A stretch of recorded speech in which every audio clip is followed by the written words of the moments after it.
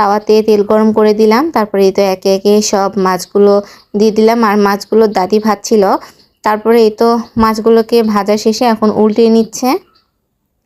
মাছগুলোকে উল্টিয়ে নেওয়ার পর এখন হচ্ছে এদিক দিয়ে এগুলো ভাজতে থাকুক, আর এর ফাঁকে আমি সব রান্নাঘরে সব কিছু গুছিয়ে আলাদা করে নিয়েছি। আর এই তো সব কিছু রান্না শেষ। এখন হচ্ছে করলা ভাজিটাকে ভেজে নিলাম। করলা ভাজিটা করা শেষ, আর দেখতেই তো পাচ্ছেন করলা ভাজিটা কি সুন্দর হয়েছে। আর এদিকে হচ্ছে আলু দিয়ে হচ্ছে শিং মাছ রান্না করেছে, এটাও কিন্তু খুব মজা হয়েছে খেতে। তারপরে তো ডাউল তো রান্না করা হয়ে গিয়েছে, বা ডাউলটাকে ফোড়ন দিয়ে দিয়েছে।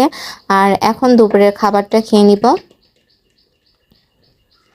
আর এদিকে মাছ ভাজিটা হচ্ছে নিয়ে নিচ্ছিলাম, আর সবাই মিলে একসাথে এখন খাওয়া দাওয়া করে নিব।